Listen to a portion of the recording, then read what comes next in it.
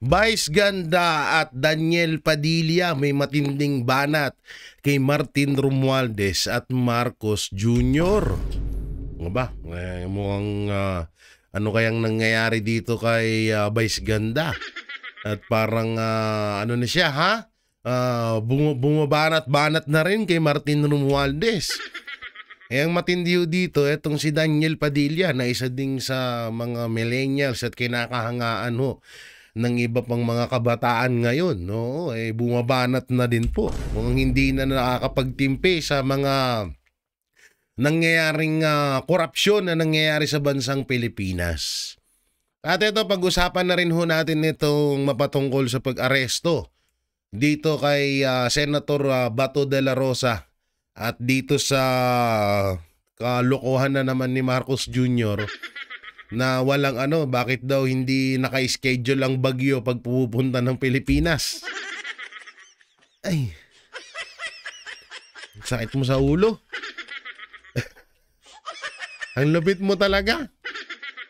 Hindi na namin alam kung ano talaga yung patutunguhan sa'yo. Ay, hindi na nga daw ito natutulog kung paano daw kasi hindi daw makatulog si Marcos Jr. dahil hindi niya daw alam kung bakit daw nagkakaganito na ang bansang Pilipinas.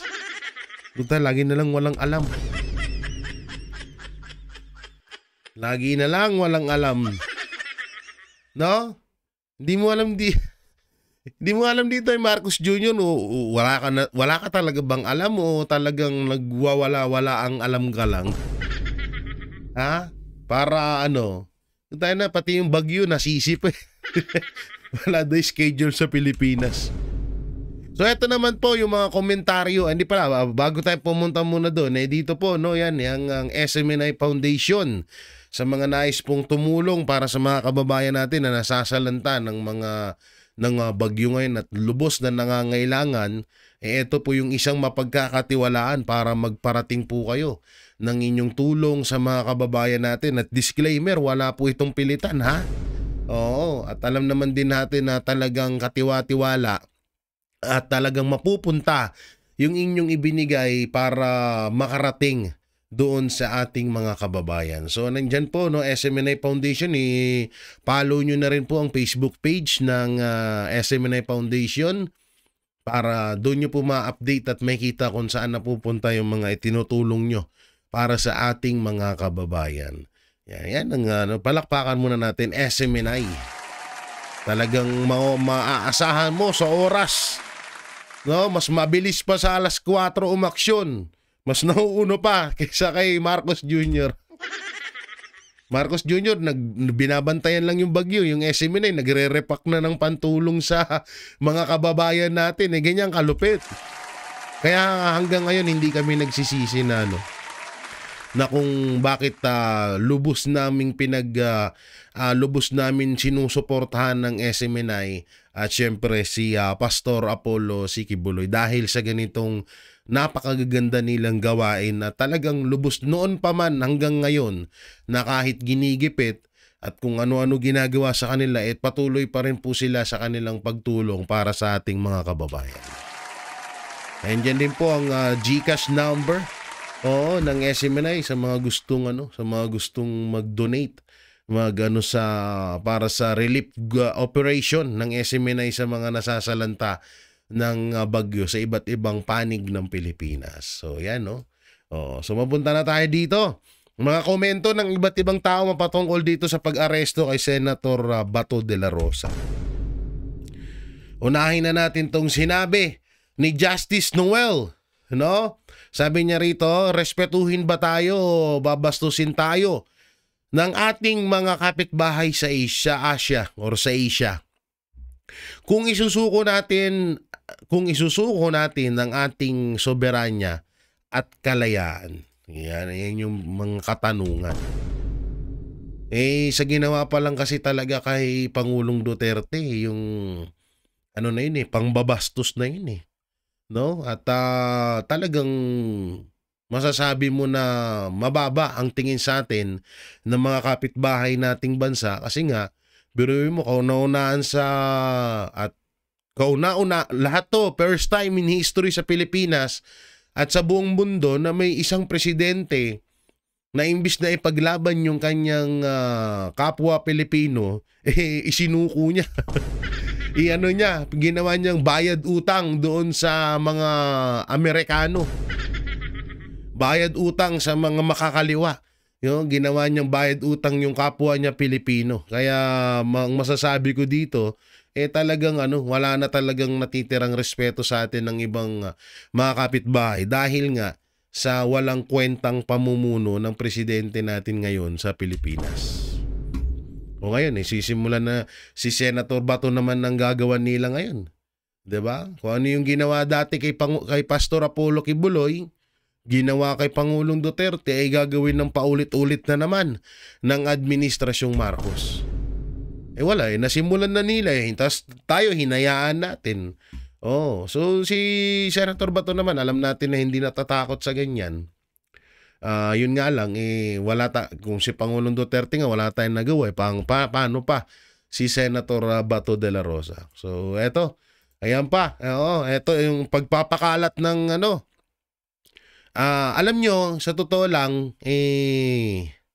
etong ginagawa ni Remulla, ginawa na to niya dati kay Pangulong Duterte. Dati sinabi niya, tinanggi niya dati, 'di ba? Tinanggi niya na hindi daw papasukin ng ICC. Pero nagulat na lang tayo na kinidnap si Pangulong Duterte, 'di ba? At ICC ang ang tulay nun. So dito, warrant of arrest laban kay Senator Bato de la Rosa nilabas na ng ICC sa panayam ng DCRH. Kumpirmado ni Ombudsman Boying Remulla na naglabas na ng mga warrant of arrest ang ICC laban kay Senator Bato de la Rosa. So gustong-gusto na naman may panibagong alam naman na natin 'to, panibagong diversional tactic na naman 'to. Alam nyo, hindi napapagod ang Administrasyong Marcos sa paghahanap ng ipang-divert nila sa mga issue na kinakaharap nila ngayon. At isa na tong kay Senator Bato de la Rosa at kay Senator Bongo din, na gusto nga nilang ma-divert na naman yung issue sa kanila. Siyempre, kapag dinakip etong si Senator Bato, pag-uusapan ng ng mga Pilipino yan. Diyan mababaling ang atensyon hanggang sa mawawala na naman yung issue sa flood control. Anak ng teteng na yan. At dito naman, ito naman yung mensahe ni Senator Robin Padilla. Sabi ni Senator Robin Padilla, busy po ako ngayon sa pagsasayos at paghahanda ng relief goods para sa parating na bagyo. Bago nyo kami ipagkalulo para maipakulong, magbanat muna tayo ng buto para makatulong sa kapwa. Ganda nun. Ganda nung sinabi ni Senator Robin Padilla na yun. Oo nga pala, bakit kaya yung ibang senador wala sa mga disaster area ngayon? Nung piyesta ng dyan sa Cebu, nagkakarandara pa kayo dyan kasi election, no? Nung nakuha nyo na yung gusto nyo sa taong bayan, wala na kayong pakialam. Okay. Kasi nung panahon hindi ko alam kung ano ba yung okasyon sa Cebu na pumunta dyan sila Kiko Pangilinan, sila Bam Aquino, si Risa Araneta Virus. Risa Araneta Virus. 'Di ba nandun sila? Utangin na ngayon na kailangan sila ng taong bayan, wala sila ngayon. Nagtatago. Bakit kaya, no? Kasi panahon ng eleksyon yun, no? Oo, ngayon na nakuha nyo na yung kagustuhan nyo at panalo na si Kiko. Ngayon hindi nga natin alam ba't nanalo yung mga yan. Si Kiko at si Bam, wala na silang pakialam dun sa sa mga tao sa Cebu. Napakinabangan na kasi. Mangga. At eto naman ang banat ni Sir Greco Bellica. Mga kababayan, kung aarestuhin nila si Senator Bato de la Rosa sa parehong paraan na kinidnap nila si Pangulong Duterte, pwede rin nilang gawin iyon sa sino man sa atin. Iyan ang pag-isipan nyo. Oo, kasi biruin mo alam naman yung mga hindi nga basta-bastang tao nagagawan nila ng paraan. Paano pa kaya tayo? Halimbawa. Gusto ng ICC na maghari-harian sa bansang Pilipinas. Putang na, papayagan agad ni Marcos yan. Kasi kung yung kay Pangulong Duterte nga at kay Senator Bato de la Rosa, kay Pastor, ginawa nila yan. 'Di ba? So what if pa kaya sa atin ng mga ordinaryong Pilipino? Wala naman tayong laban dito sa mga to. Kung si Pangulong Duterte nga na isa sa mga tanyag at kilalang personalidad sa bansang Pilipinas, wala ding nagawa sa kahayupan na ginawa nila kay Pangulong Duterte. What if pa kaya tayong mga ordinaryong Pilipino? Kaya talagang nakakatakot to. Talagang masasabi mong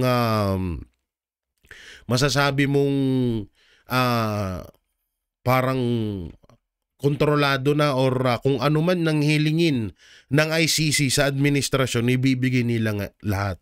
Ang tanong dito, ano kaya ang pinakamalaking dahilan ni Marcos Jr. na bakit nagiging sunod-sunuran siya sa ICC? Dapat na ba nating isipin na ang administrasyong Marcos ay kontrolado na ng mga makakaliwa? Kasi yung ICC, ano yan yan ang isa sa pinakamalaking kadikit. Oo, isa sa pinakamalaking kakampi or tinatawag na lakas ng mga NPA. Yung ICC na yan. So kung sunod-sunuran ng administrasyon doon, talagang maiisip na natin na itong administrasyong Marcos ay talagang ng mga makakaliwa. Kontrolado na tayo. At kita naman ngayon 'di ba? Yung mga makakaliwa nga pag-alagala na sa Malacanang. 'Di ba? Yung iba nga congressman pa. Yung iba nga convicted na pero pag-alagala pa rin. Hindi pinapakulong. No, hindi pinapakulong. Sa tutusin, hindi na nga congressman yun si Franz Castro. Hindi na congressman yun. Pwede na nilang pahuli yun. Pwede na nilang ikulong yun. Pero hindi nila kinukulong. Kasi nga, napapakinabangan sila Isa sila sa mga puppet ni Marcos Jr. Ang tanong, si Marcos Jr. ba ay puppet niya ang mga NPA? Or ang NPA ay ang puppet ay si Marcos Jr.? Yan ang tanong dyan. Yan ang pinakatanong dyan kung sino yung puppet talaga. Sa nakikita natin ngayon, parang si Marcos Jr. na yung puppet ng mga makakaliwa ngayon. Parang siya na yung ginagawang laruan siya na yung aso. No? Kasi siya yung may malakas na may malakas na nakapangyarihan ngayon Tapos nakasandal sa kanya yung mga makakaliwa para gawin ito sa mga kalaban ng mga makakaliwa. Alam naman natin yun Katulad ni Pastor, isa si Pastor Apollo Sikibuloy sa pumuksa sa mga makakaliwa dito sa Pilipinas.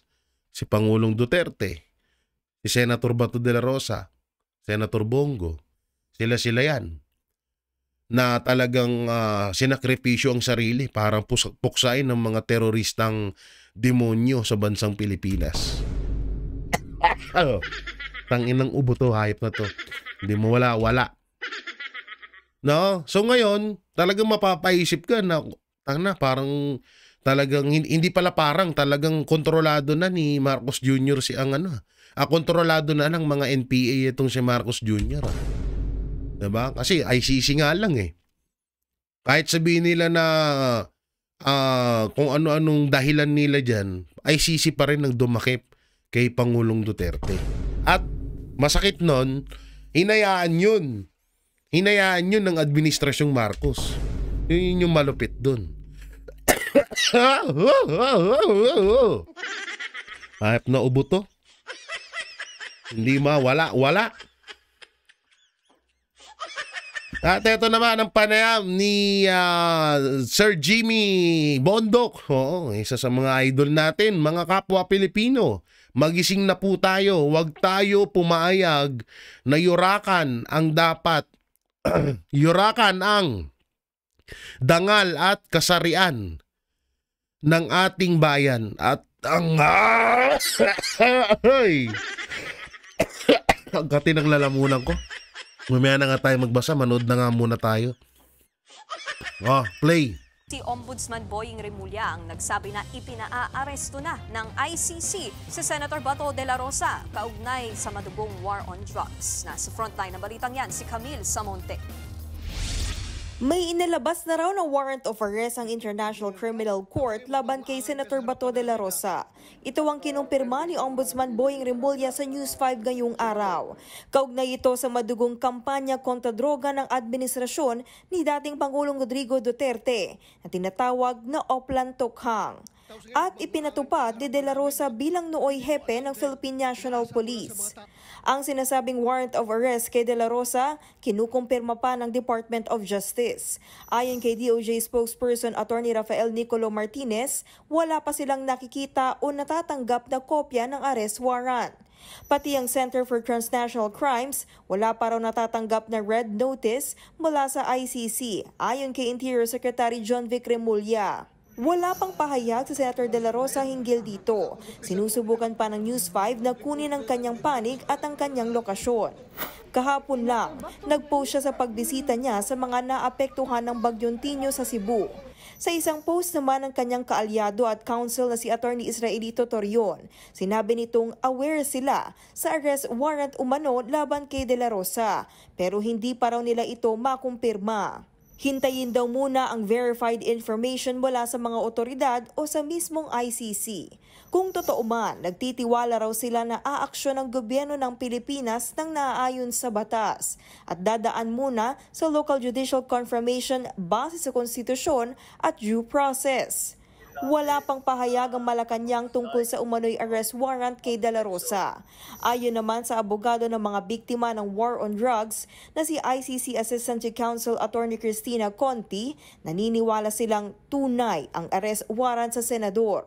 Dapat daw ipatupad ng Marcos administration ang pag-aresto kay De La Rosa at isuko siya sa ICC bilang bahagi ng obligasyon ng Pilipinas sa korte. Pero ayon kay Senate President Tito Soto, hindi niya hahayaang may maarestong senador sa loob ng Senado bilang institutional courtesy sa senador. Pero ibang usapan na raw kung sa labas ng Senado aarestuhin ang mangbabatas. Sakaling arestuhin nga si Senator De La Rosa, dadalhin siya sa ICC sa The Hague, the Netherlands, kung saan nakakulong ngayon si dating Pangulong Duterte. Sa ngayon, wala pang petsa ang confirmation of charges hearing ng dating Pangulo. Nagbabalita mula sa Frontline, Camille Samonte, News 5. So yun nga talagang ngayon balikan natin yung video ni Senator Bato de la Rosa, mapatungkol dati. March 11 niya sinabi to yung mapatungkol dun sa pag-aaresto sa kanya. Kasi matagal na rin itong bali-balita yung pag-aaresto sa kanya. So ito, pakinggan natin. So, hindi ka nangangamba dun sa pagpasok ng ICC sa bansa natin? Hindi ka ba natatakot? Hindi ako natatakot. Bring it on. Senator, to this day, Bring it on. wala po ba kayo natatanggap na invitation? Wala. Because last time we spoke to you, sabi niyo po, ayun yung tanggapin yung calls. Tawag. Wala. Siguro nagsawa na sa kakakontak sa opisina ko. Hindi na. Wala na tumatawag. Letter, wala din po. Wala na rin. Huminto na sila. Lalo na ngayon na pinaghahabol na sila ni President Trump sa US, di ba? Yung mga ICC. Wala na. Hindi na sila nakikialam kasi sabi ni Trump, lahat ng mga nagpapacilitate ng pagpasok ng ICC investigation sa US at saka sa allied countries niya ay ipapa-revoke niya yung kanila, ipa-cancel yung visa sa US at saka ipa-freeze yung mga ari-arian sa US. Kaya siguro tumahimik na sila. So tingin mo tapos na yung problema sa ICC? I can never say that because hindi ko man hawak yung ICC talaga Basta ako, handa lang ako na just in case mag-issue sila ng warrant of arrest laban sa akin, laban sa amin, I am ready to challenge them before the Supreme Court. hihingi ako I will seek judicial relief from Supreme Court if indeed itong ICC ba talaga ay mayroong jurisdiction sa ating bansa. So yan, no? Oo, kaso Senator Bato, kung kay Pangulong Duterte nga nagawa yan what if pa kaya sa'yo? Sa panahon kasi ngayon, kayang-kayang gawin lahat ng Administrasyong Marcos. Sila may hawak ng kapangyarihan ngayon. 'Di ba? So yun, no? Ano may kukomento nyo dun? Kayo rin ba? Mga banateros, papayag po ba kayo na dakpin ito at maulit-ulit ang ginawa kay Pangulong Duterte? Gusto nyo ba ulit mangyari yon sa iba pa nating mga kababayan? Sa iba pa nating mga katulad niya nila Senator Bato de la Rosa na isa talaga sa maaasahan ngayon sa panahon ngayon ng mga senador. So kayo, gusto nyo ba ulit mangyari yung ginawa? Or gusto nyo ulit mangyari ulit yung ginawa nila kay Pangulong Duterte? So dito naman tayo sa video na to na kung saan ay talagang alam mo yung katawa-tawa talaga etong si Marcos Jr. na sa sobrang wala na siyang magawang mahanap na butas na ikakatwiran sa mga Pilipino, pati yung bagyo, sinisi niya. So ito po, panoorin natin yung komento dyan ni Atty. Harry Roque. Gaya ng ating sinabi kanina, matapos sisihin ni Marcos Jr. ang mga bagyo dahil hindi daw dumarating as scheduled sa Agosto, ngayon naman, nung siya'y umiikot sa Cebu, abay ang tanong, saan galing ang tubig baha? Nako, Marcos Jr., ano ba yan? Talaga namang lalo pang tumitindi ang paniniwala ng taong bayan na wala ka sa tamang pag-iisip. Sino ba naman ang nasa tamang pag-iisip na magsasabi na ang mga bagyo ay didikit o hindi aalis sa kanilang schedule na pagdating? Sino ba gumagawa ng schedule ng mga bagyo, Mr. President? Wala pong ganon. Talagang kalikasan po yan. Siguro Panginoon lang ang merong alam kung kailan darating ang mga bagyo na yan. Hindi po yan nai-schedule. Kahit ikaw ay presidente, kahit ikaw ang makapangyarihang opisyalis ng bayan, hindi ka po pwede magreklamo na dumarating ang mga bagyo unscheduled. Ang importante po, laging handa ang gobyerno magbigay ng tulong dahil tayo naman po ay bansang Pilipinas. Talaga naman pong sa buong daigdig, tayong pinakamaraming bagyo, dapat laging handa. Pero ang nangyari sa Cebu, nakita natin na talagang kulang sa kahandaan ng iyong administrasyon. Tama na po pagsisi sa ibang administrasyon. Kayo na pong nakaupo at nakikita natin na talagang ngayon po nanlilimos na ng pagkain at tubig ang mga taga Cebu na sa alam ko hindi po naman nangyari maski mga panahon na malakas din ang bagyo ang dumating sa Cebu. Dahil ng mga panahon na yon, naalala ko nung nandun si Presidente Duterte, talagang na-mobilize niya ang lahat ng gobyerno para magpadala ng pagkain at tubig. At hindi po nagpadala sa panahon na matapos ang kalamidad. Ang pagpapadala po bago pa magkaroon ng kalamidad dahil alam naman natin kung meron ng darating na bagyo. Ang ginagawa po nun talaga naka-preposition na ang ating mga relief goods at dinadagdagan pa bago pa dumating ang bagyo. Depende kung ganong kalakas ang inaasahan na pagdating ng bagyo. So totoo yung sinasabi ni Atty. Harry Roque dito Nung panahon ni Pangulong Duterte talagang nakapreparado na yung emergency kit, yung rescue, yung relief goods, nakaprepare na agad. Ngayon hindi. Antayin, titignan muna ni Marcos kung parating na. Ngayon, pag nandyan na, babantayan niya yan. Hindi siya matutulog, babantayan niya na yung bagyo. Tapos, pagtapos ng bagyo, sasakay na ng helicopter yan. Kasi 'di ba may mga sabi-sabi na sa helicopter daw sumisingot. Hindi sabi ni Ma'am Cathy Binag yun, hindi ko sinabi yan 'Di ba? Kapag sumisingot daw minsan sa helicopter daw kasi doon daw masarap daw ang iba daw yung impact pag nasa himpapawid. Sabi ni Ma'am Cathy Binag yan ngayon, ang nangyayari po tayo na, papapasukin mo na yung bagyo. Pag nandyan na yung bagyo, kapag nanalasa na yung bagyo, tsaka magkakaroon ng ayuda. Ang masama pa niyan, parang wala nang halos pinamimigay na ayuda Naubos na nung halalan eh. Naubos na nung halalan. Oh, wala na tayong ayuda ngayon. Hindi alam nyo sa kapag tumuloy-tuloy pa tong bagyo, sunod-sunod na bagyo sa Pilipinas, puta na wala nang may pamimigay na ayuda ang administrasyon. Puta na, ubos na nung halalan eh. 'Di ba? Ang dami nilang pinamimigay, may cash pa. Oo. Hinahamon pa nga ni Luistro tsaka ni Saldico yung ano, 'di ba? Yung bagyo, ano daw, welcome daw sa Bicol. Gago talaga. Nung pinasok sila doon, puta na, binigyan lang yung mga tao doon ng ano, pangkulungan ng aso. Hayop. Okay, tuloy natin. Kaya Mr. President, kayo po ang palpak. Ngayong nagugutom na ang mga taga Cebu matapos ang napakalakas na bagyo at pwede pa po, huwag naman kayo magtanong kung saan galing ang tubig baha. Mr. President, nakakaiyak po yan. Alam nyo, kapag kayo umiikot dyan at nagpapapogi, nag-PPR na ikaw ay umiikot at tinitignan ang kalagayan ng mga na biktima ng bagyo at magsasabi na saan ba galing ang tubig baha, nakakagalit po. Tayo mga Pilipino, alam naman natin na kaya may baha dahil merong tubig ulan at malakas na hangin kada darating ang bagyo. So alam nyo po kung saan galing ang tubig baha. Yan po ay galing sa tubig ulan, Mr. President. Ano ba yan tanong mo? Nakakaiyak na. Nagdusa na nga yung mga taga Cebu. Ayan pa ang tanong mo na saan ang galing ang tubig ulan. Hello? At kaya po matinding pagbabaha dahil nga 26 billion ang ginastos ng taong bayan para sana sa mga flood control na dalawa ang paggagamitan. Unang-una, para po masigurado na yung mga ilog at mga estero na dadaanan ng tubig baha ay magamit nga para ang tubig baha ay talagang mapunta na sa karagatan at bumaba ang tubig baha.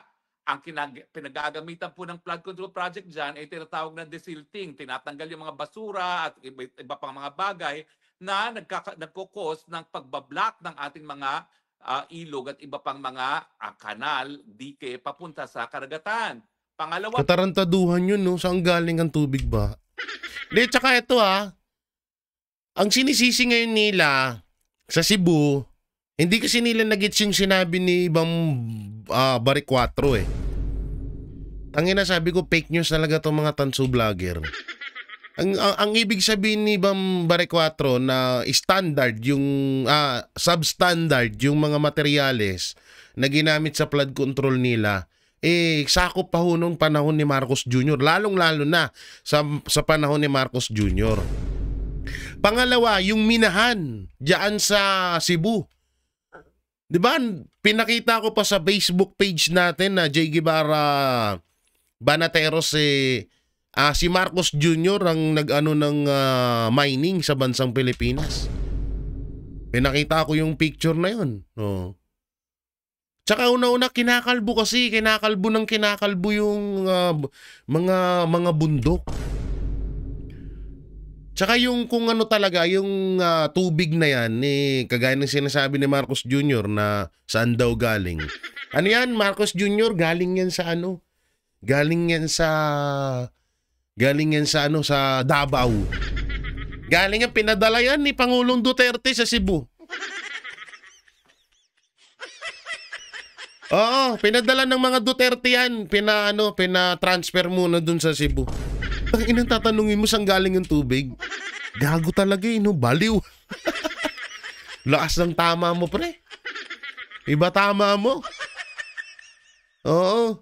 Masama pa nga dito, baka yung tubig na yan, dahil nagtataka si Marcos Jr. kung saan galing, baka sabihin na naman nila, padala ng mga Duterte yan. DDS yung tubig na yan, DDS. Halos lahat naman, sinisin nyo na sa mga Duterte. Diba? Halos naman, sinisin nyo naman na lahat sa mga Duterte, sabihin na natin, yung tubig na yan, DDS yan. Yung mga isda, alimango sa Dolomite, DDS din yun. Buisit no? Grabe, tama mo, Marcos.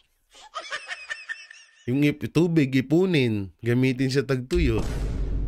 Yung tubig baha, inumin, gamitan lang ng filter.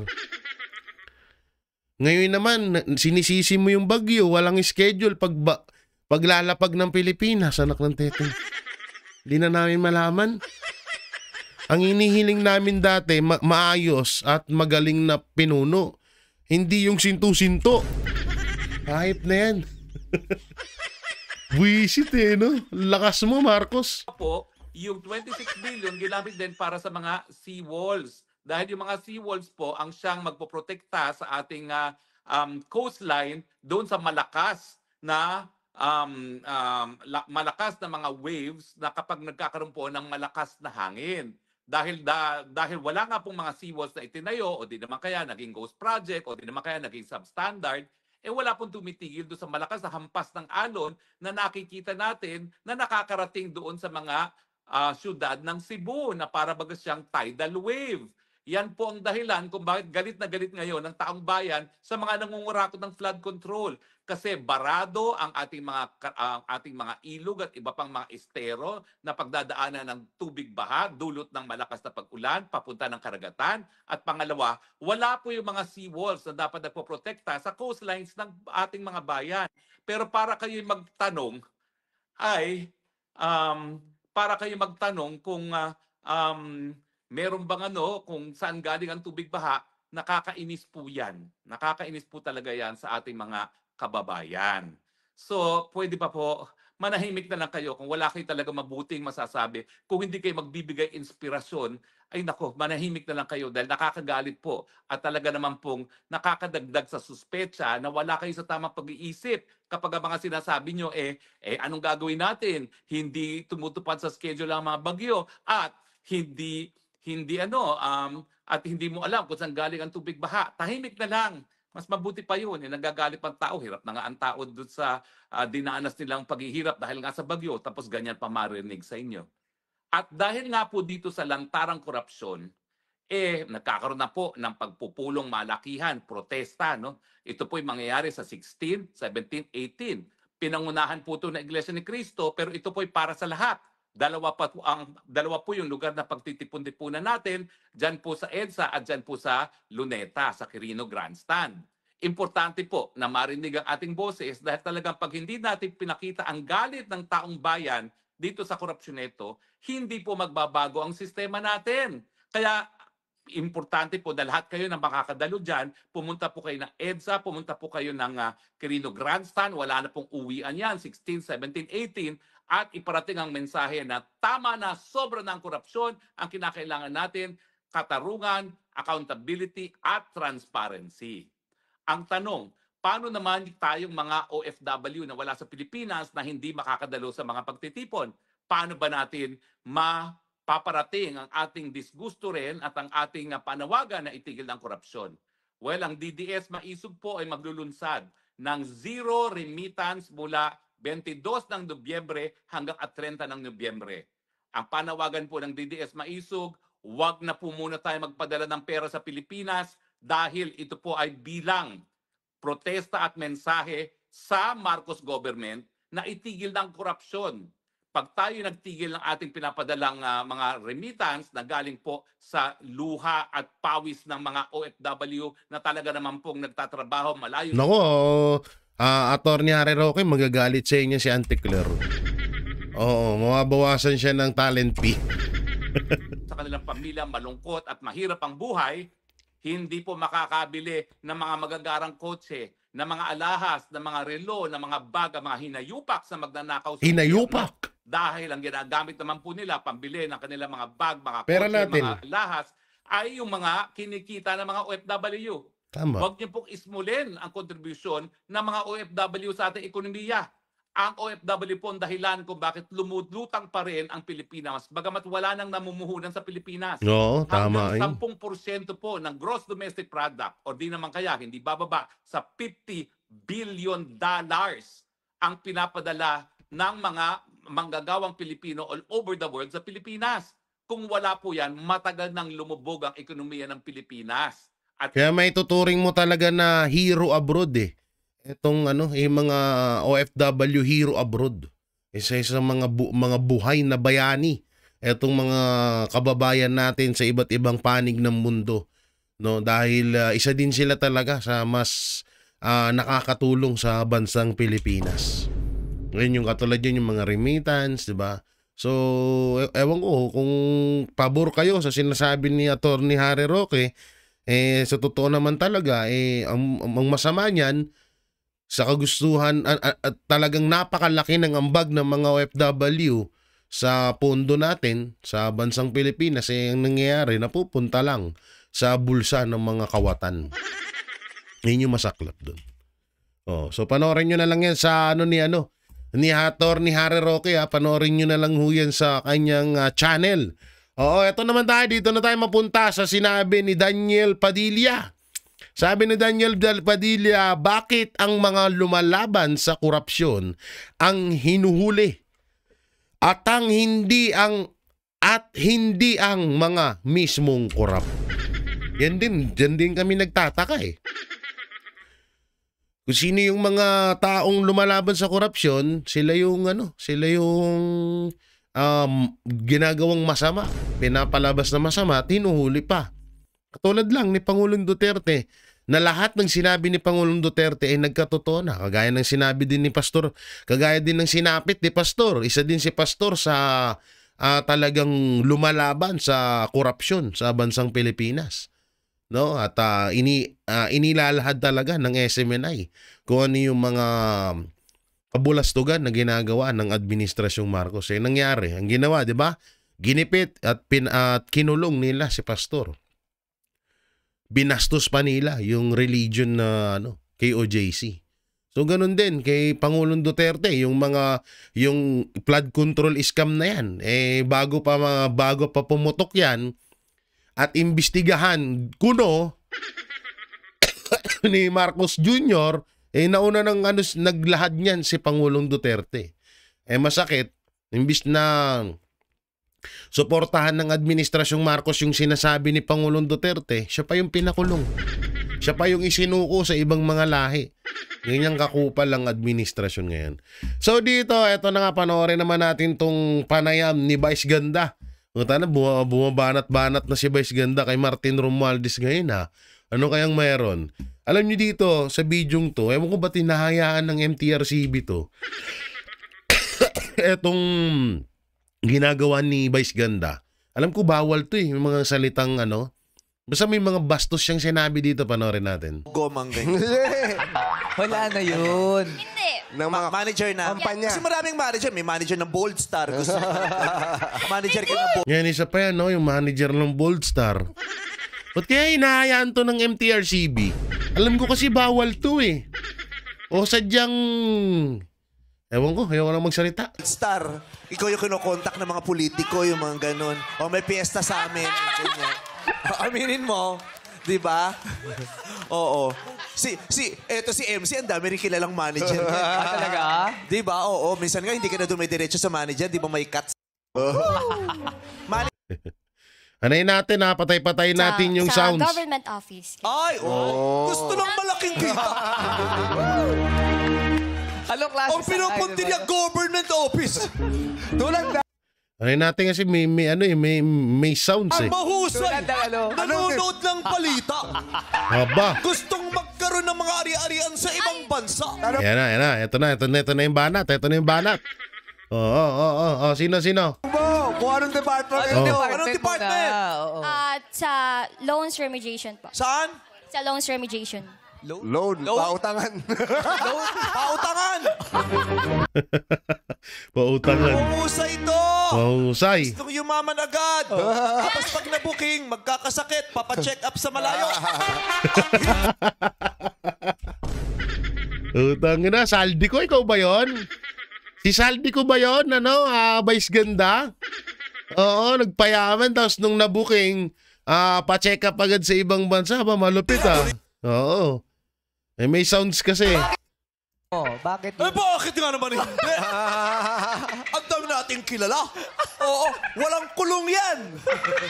Ang mga may kulong ngayon, yung mga nagko-costume ng pulis, mga ganyan. Pero yung mga malalaking nakawan, walang kulong yan. Yan, kahit pa paano naman tama naman itong sinasabi ni Vice Ganda dito, no?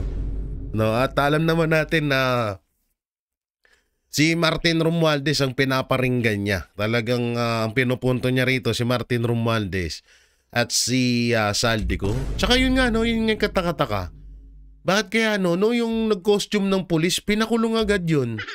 Pero yung mga kurakot, malaya pa rin ngayon. Kahit pa paano, ano rin to si Vice Ganda eh. Oo, tumatama din yan. Okay ang ginagawa mong Vice Ganda, wag mo nang ulitin yung sa jet ski, ha? Oo, ang pangit ng ang pangit ng patawang mong yun. Walang hindi nakakatuwa yun. So yan mga banateros, mga kabiyayan, nung may kukomento nyo dito sa pagbanat ni Daniel Padilla at ni Vice Ganda dito kay Martin Romualdez at Saldico. Siyempre, kasama na rin ng Malacanang dyan. Hindi, sabi ko nga, di ba? Hindi magagawa ni Martin Romualdez at ni Saldico kung wala si Marcos Jr. At doon sa sa kanilang plano na i-arestuhin na itong si Senator Bongo at dalhin sa ICC. Ano pong may kukomento nyo at i-comment nyo na lang po dyan sa baba at ating babasahin yan. At syempre, wag nyo na rin kalimutan na i-like and share itong video natin para mapanood pa po ng iba pa nating mga kababayan. So yun. At syempre, pakisuportahan na rin po ang SMNI. Oo, ang SMNI channel at DCAR, yan. SMNI channel at DCAR 1026 sa YouTube at sa Facebook.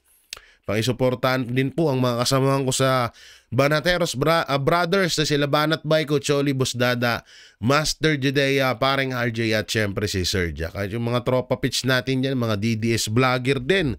At ito, shoutout ko na rin tong isa sa mga vlogger na vlogger po na sumusuporta din sa sa mga Duterte. Etong Dan Aghan Balita. Oo, independent vlogger po ito. Wala siyang grupo. Oo, pero siya ay lehitimong DDS. Oo, isa yung supporters ng mga Duterte. Shoutout sa iyo, Bossing. Oo, ulit pangalan niya. Dan Agan Balita. Oh, subscribe nyo na lang YouTube channel niya. Marami rin ho kayong mapapanood dyan. Siyempre sila PH Update at si Don Mar TV, ang mga tropa pits natin yan. So yun, maraming salamat. Ingat po kayo palagi. God bless and peace. And bye-bye. Yan ang Banateros, walang inuurungan. Pag tama palakpakan, pag mali ay babanatan. Yan ang Banateros, boses ng ordinaryong Pilipino.